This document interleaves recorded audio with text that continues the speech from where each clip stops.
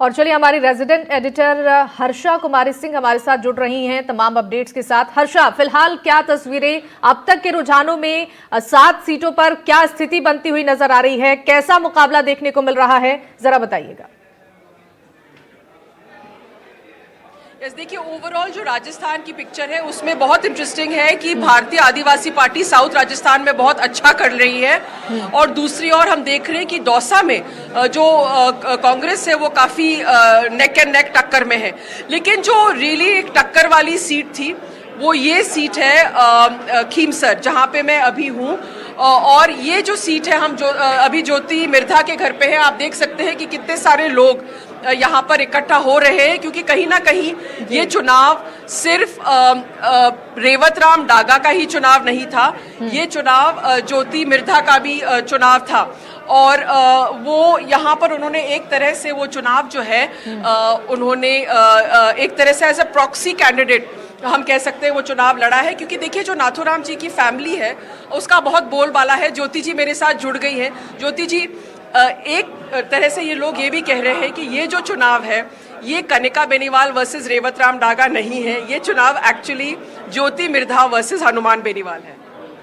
वो लोगों का मानना है, एक अदावत मानते हैं वो लंबे समय से परिवारों की, लेकिन ये मेरा मानना है कि हमारे कैंडिडेट की बहुत अच्छी गुडविल थी और विधानसभा चुनाव के बाद से वो एक्टिव रहे और बड़ा पॉजिटिव रहा और एक अच्छे टीम वर्क का नतीजा है कि आज हम जीत की ओर अग्रसर है। और मेरा ये मानना है कि बहुत अच्छी लीड के साथ मेरे डागा जी ये चुनाव जीतेंगे।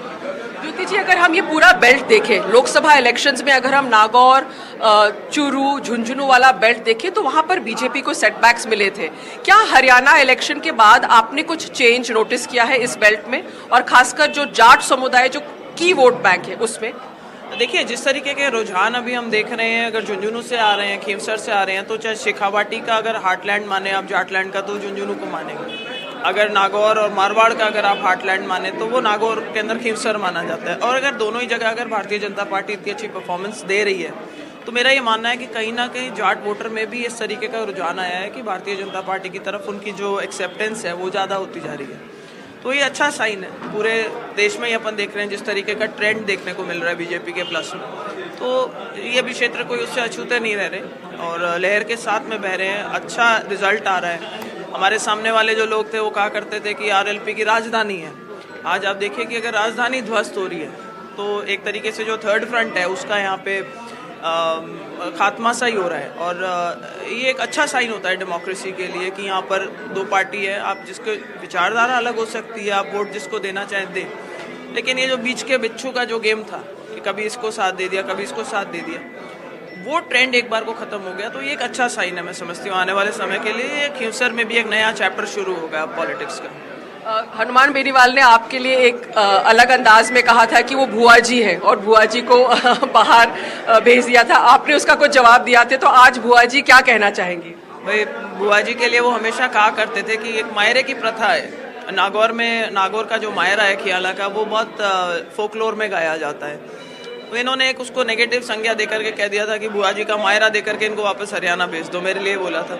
तो मैंने वापस लोगों से ये कहा था कि अब भाई भौजाई का टाइम आया है। अगर दोनों धनी लुगाई अगर दोनों पॉलिटिक्स करने लग जाएंगे तो बच्चों के कहीं ना कहीं निगलेक्ट होंगे, बच्चे छोटे हैं अभी उनके। तो मैंने उसको एक लाइटर वेन में वो चीज़ बोली थी और वो लोगों के साथ क्लिक भी करी। मैंने यही बोला था, मैंने कहा भाई भौजाई को आप यहीं रखो ताकि वो बच्चों का ध्यान रख सके।